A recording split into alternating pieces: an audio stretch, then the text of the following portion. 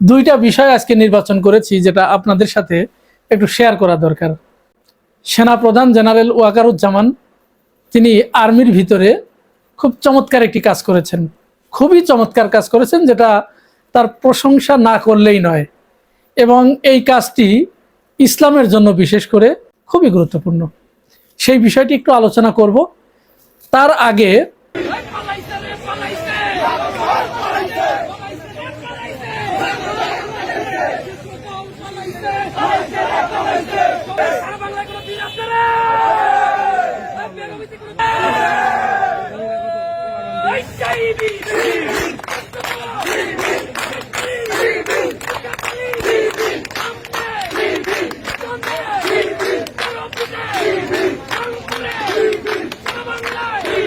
গতকালকে যে বিষয়টা নিয়ে আলোচনা করেছিলাম, ঢাকা বিশ্ববিদ্যালয়ের যে শহীদুল্লাহ হলের এজিএস ইব্রাহিম খলিল, তার রুমে যে দুইজন কওমি মাদ্রাসার দুই আত্মীয় এসে সমকামিতায় লিপ্ত হয়েছিলেন এবং সেটি ধরা পড়েছিলেন, এই বিষয়ে অত্যন্ত চাঞ্চল্যকর আরেকটি খবর আমাদের হাতে এসেছে। সেই বিষয়টি একটু আপনাদেরকে জানানো দরকার। খবরটা হচ্ছে, গতকাল বলেছিলাম যে ঘটনাটা ছিল 27 তারিখের। ইব্রাহিম খলিল তার রুম থেকে বেরিয়ে চলে গিয়েছিলেন, তারপরে তো আর তাদের সাথে দেখা নেই। তার রুমমেট, ইব্রাহিম খলিলের রুমমেট অর্থাৎ এজিএস এর যে রুমমেট, সে ওই বিষয়টি দেখে ফেলানোর পরে তারপরে সে তো ভিডিও করে রাখলো। তারপরে সে ভিডিও কেন গোপন রাখলো, ইব্রাহিম খলিলকে কেন জানালো না, 5 দিন পরে কেন ছাত্র দলের একজনকে দিয়ে এইটা প্রকাশ করালো, এইটার তথ্য আজকে বেরিয়ে এসেছে। আপনারা জানেন যে এরই ধারাবাহিকতায় ছাত্র শিবির যখন শহীদুল্লাহ হল প্রভোস্ট কমিটির সাথে যখন মিটিং করছিলেন, এই মিটিংয়ের ভিতরে ছাত্রদল গিয়ে হামলা চালায়। আমি গতকালই আপনাদেরকে বলেছিলাম তাদের এই হামলা চালানোর অন্যতম মোটিভ ছিল সিসিটিভির ফুটেজ গায়েব করা। হল প্রভোস্ট যেন ছাত্র শিবিরকে কোনো রকম সেখানে সহযোগিতা না করে, সিসিটিভির ফুটেজ যাতে না দেয়। এইটার আরও চাঞ্চল্যকর তথ্য আজকে বেরিয়ে এসেছে।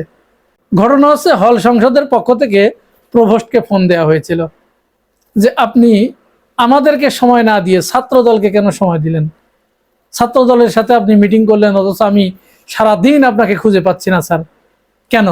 এরই এক পর্যায়ে জিজ্ঞাসা করছে, স্যার আপনি ওদের সাথে কখন কয়টায় বসছেন, ওদের সাথে মিটিং ছিল আপনার কয়টায়? তো বলছে 5টার সময়, ভোর 5টায়। তো বলছে স্যার ভোর 5টায়, তাহলে আমাকে বললে আমি 4টায় যেতাম, তাহলে আপনি আমাকে বললেন না কেন? আপনি ওদেরকে 5টায় এত ভোরে সময় দিলেন কেন? ওদের জন্য আপনি এত কিছু কেন করছেন? সত্য কথা তো চাপা থাকে না রে ভাই, মুখ দিয়ে বেরিয়ে যায়। তিনি বলে ফেললেন যে না, ওরা তো আসলে আমাকে তুলে নিয়ে গিয়েছিল। স্যার আমি তো ওই ঘটনা সামাজিক যোগাযোগ মাধ্যমে দৃষ্টিগোচর হওয়ার পর গত পরশু থেকে আপনার সাথে কন্টিনিউয়াসলি যোগাযোগ করতেছি।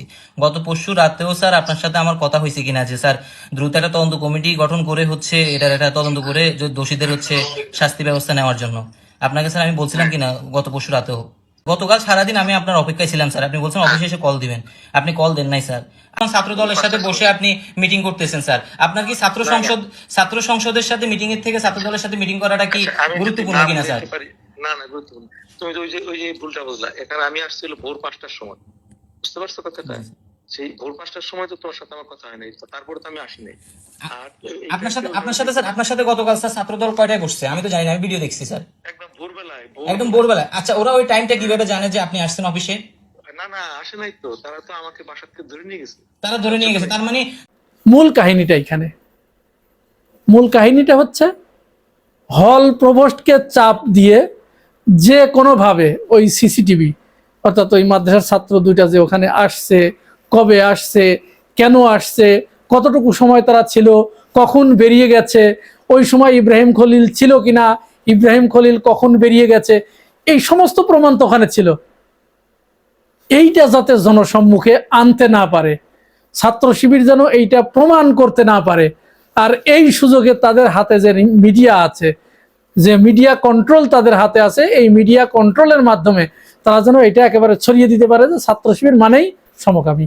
আগেই বলেছি তাদের হাতে আসলে কোনো ইস্যু নাই, যে কোনো ইস্যু নিয়েতে তাদের নামতে হবে।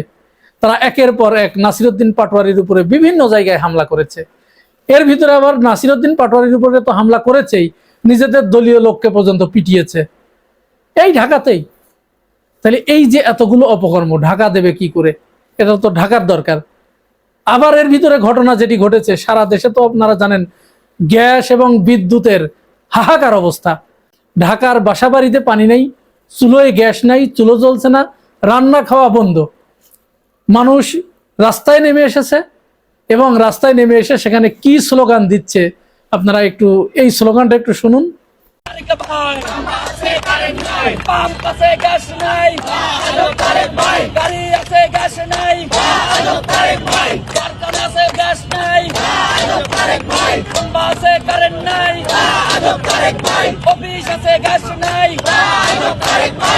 ক্ষমতায় আসার মাত্র 6 মাসের ভিতরে প্রধানমন্ত্রী তারেক রহমানকে এই ধরনের স্লোগান শুনতে হবে।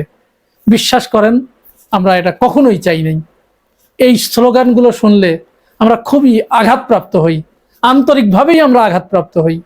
কারণ আমরা চাই যে রক্তক্ষয়ী একটা সংঘর্ষের মধ্য দিয়ে ফ্যাসিবাদ বিদায়ী করে এখানে যে নতুন একটি সরকার গঠিত হয়েছে, এই সরকারের ভালো মন্দ যাই হোক, সে জুলাই গণঅভ্যুত্থানের পক্ষে টিকে থাক আর 5টা বছর ক্ষমতা খুব ভালোভাবে চালাক, যেন এদেশের মানুষের যে আকাঙ্ক্ষা ছিল এই আকাঙ্ক্ষাটুকু তারা বাস্তবায়ন করতে পারে।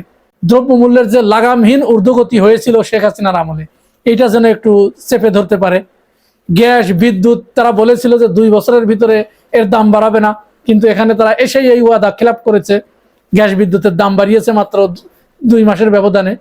বাজারে যাওয়া যাচ্ছে না, দ্রব্যমূল্যের যে চরম ঊর্ধ্বগতি, 100 টাকার নিচে কোনো সবজি নাই, কাঁচামরিচ 400 টাকা কেজি, সিম কিনেছি 100 টাকা পোয়া, মানে 400 টাকা কেজি। এই হলো অবস্থা। এমতো অবস্থায় মানুষ রাস্তায় নেমে এসেছে। এখন আজ একজন নামলো, কাল একজন নামলো, এইভাবে 1-2 জন করে নামতে নামতে তো সরকারের দুর্বলতাগুলো যখন মানুষের সামনে ধরা পড়ে যাবে, তখন তো যে কেউ আবার রাস্তায় নামতে বাধ্য হবে। এখন এই যে মানুষ রাস্তায় নেমে এসে এইভাবে স্লোগান দিচ্ছে, এইটা ঢাকতে হবে। নাসিরউদ্দিন পাটোয়ারির উপরে হামলার ঘটনাগুলো ঢাকতে হবে। আরো যে চাঁদাবাজির বিষয়গুলো তো আছে, এগুলো ঢাকতে হবে। তো এইগুলো তো যাদের বুদ্ধিশুদ্ধি আছে, যারা একটু রাজনীতি চর্চা করে, তারা এটা অন্যভাবে ম্যানেজ করতো, অন্যভাবে ঢাকতো। কিন্তু এদের তো সেই বোধটুকু আছে বলে মনে হচ্ছে না। তাহলে এখন কি ইস্যু পাওয়া গেল, ছাত্র শিবির এরা সমকামিতা করে। এখন এই বয়ান কি মানুষ খায়? যে বয়ান বিশ্বাসযোগ্য নয়, সেটা নিয়ে যদি আপনি মাঠে নামেন, তাহলে আপনার এখানে 2টা ক্ষতি। এক হচ্ছে আপনি আপনার ইমেজ নষ্ট করলেন, 2 হচ্ছে আপনি যে মিথ্যা প্রপাগান্ডা চালাচ্ছেন এটা মানুষের কাছে প্রমাণ হয়ে গেল। তাহলে ছাত্র দলের ক্ষেত্রে এই 2টাই হয়েছে। যাই হোক, এটা কিন্তু এই হল সংসদের এই নেতা আর হল প্রভোস্টের যে কথোপকথন যে ফাঁস হলো, এইটার মাধ্যমে কিন্তু প্রমাণ হয়ে গেল যে ছাত্রদল এই সিসিটিভি ফুটেজকে ধামাচাপা দেওয়ার জন্য, গায়েব করার জন্য হল প্রশাসনকে তারা চাপ দিয়েছে। যাই হোক, এবার আমরা চলুন ওয়াকারুজ্জামানের ওই বিষয়টি চলে যাই। ওয়াকারুজ্জামান তিনি খুব চমৎকার একটি কাজ করেছেন। ঢাকাতে জলসিঁড়ি আবাসন এলাকায় তিনি আর্মি ইন্টারন্যাশনাল ইসলামিক ইনস্টিটিউট নামে একটি প্রতিষ্ঠান গড়ে তুলেছেন এবং এটি একই সাথে ভার্চুয়ালভাবে উদ্বোধন করা হয়েছে যশোর, সিলেট, বরিশাল, চিটাগাং, বগুড়া, সাভার একযোগে এখানে উদ্বোধন করা হয়েছে। এইখানে মূলত এটি একটি ইসলামী প্রতিষ্ঠান। ক্যামব্রিজ বিশ্ববিদ্যালয়ের যে সিলেবাস, এই সিলেবাসের আলোকে এর সাথে তিনি জুড়ে দিয়েছেন ইসলামিক মূল্যবোধের ভিত্তিতে যে শিক্ষাটা, এইটা আনার জন্য কোরআন এবং হাদিসের, অর্থাৎ আধুনিক শিক্ষার সাথে কোরআন হাদিসের সমন্বয় করে তিনি নতুন একটি শিক্ষা কার্যক্রম এখানে চালু করলেন, উদ্বোধন করলেন। আশা করা যায় এটি চালু থাকবে। আমরা ধারণা করতে পারি আর্মি প্রধান তিনি হজ করে আসার পর থেকে তার ভিতরে একটা বড় ধরনের পরিবর্তন আমরা লক্ষ্য করতে পারছি। তিনি দাড়ি রেখেছেন, যদিও তার এই দাড়ি রাখার ব্যাপারে ভারত থেকে প্রচুর আপত্তি উত্থাপন করা হয়েছে, সমালোচনার মুখে তাকে পড়তে হয়েছে। তো তিনি এখানে আরেকটি যুগান্তকারী পদক্ষেপ নিলেন। এই আর্মিদের ভিতরে তাদের যে বাচ্চাদের, বাইরের বাচ্চারাও এখানে পড়তে পারবে হয়তো, এমন একটি শিক্ষা ব্যবস্থা তিনি এখানে প্রবর্তন করতে চাচ্ছেন, যে শিক্ষা ব্যবস্থার ফলে আমরা জানি যে এই যে তুরস্কের নাজিমউদ্দিন আরবাকান তিনি তার দাওয়াম আমার সংগ্রাম এই বইয়ের ভিতরে তিনি লিখেছেন যে তিনি একজন কোরআনের হাফেজ হয়েও কি করে বিশ্ববিখ্যাত ইঞ্জিনিয়ার হলেন। আমাদের দেশে তো এই শিক্ষা ব্যবস্থা নাই। এই যে দেখছেন না, আগেই বললাম, কওমি মাদ্রাসায় পড়ে ওরা সমকামী করে বেড়ায়, আর নারীদের বিরুদ্ধে ওয়াজ করে, সুযোগ পেলে পুরুষদের সমকাম করে। তো এই যে শিক্ষা ব্যবস্থার মূলত অভাব, প্রচন্ড অভাব। এখানে তাদের একমুখী শিক্ষা ব্যবস্থা, আলিয়া মাদ্রাসাতেও একই অবস্থা, আগে একেবারেই পশ্চাৎপদ ছিল, এখন কিছুটা তারা ওই ধারা থেকে উঠে এসেছে। আরও এখানে জ্ঞান বিজ্ঞানের সমন্বয় সাধন করতে হবে ইসলামী শিক্ষার সাথে, যেটা আল আজহার বিশ্ববিদ্যালয় করতে পেরেছে, তারপরে তুরস্ক করতে পেরেছে, বিশ্বের বিভিন্ন দেশ করতে পেরেছে, কিন্তু আমরা এটা এখনো করতে পারি নাই। আমরা শুধু একমুখী শিক্ষা নিয়েই পড়ে আছি। আমাদের জেনারেল লাইনে শুধু জেনারেল শিক্ষাই দেওয়া হয়, এখানে যেমন নীতি নৈতিকতা গড়ে ওঠে না, চোর বাটপারি তোর শেষর, হ্যাঁ, মতি মাহফুজদের মতো লোক তৈরি হয়, আর মাদ্রাসাতে শুধু এই যে এইগুলো তৈরি হচ্ছে। সুতরাং আর্মি প্রধান তিনি এই বিষয়টি উপলব্ধি করতে পেরেছেন যে এমন একটা শিক্ষা ব্যবস্থা দরকার, যে শিক্ষা ব্যবস্থায় একজন মানুষ তিনি সেনাপ্রধানও হতে পারবে, ইঞ্জিনিয়ার হতে পারবে, ডাক্তারও হতে পারবে, আবার মসজিদের ইমামও হতে পারবে, নামাজও পড়াতে পারবে। এবং তিনি তার আলোচনা করতে গিয়ে খুব চমৎকার একটি কথা বলেছেন যে দেশটা বিদাতে ভরে গেছে, এই শিক্ষা ব্যবস্থার মাধ্যমে আমরা বিদাত মুক্ত একটি বাংলাদেশ গড়তে চাই। এটি তার অত্যন্ত যুগান্তকারী একটি পদক্ষেপ, খুবই ভালো উদ্যোগ নিয়েছেন। এই বিষয়ে আমরা আরো আলোচনা করব সামনে। প্রিয় ভাই ও বোনেরা, আর্মি প্রধানের এই উদ্যোগটাকে আপনারা কিভাবে দেখছেন জানাবেন মন্তব্যের ঘরে। আর আপনি যদি আমার এই চ্যানেলে নতুন হয়ে থাকেন তাহলে চ্যানেলটি সাবস্ক্রাইব করে পাশে থাকবেন। আজ এ পর্যন্তই, ভালো থাকবেন, আল্লাহ হাফেজ।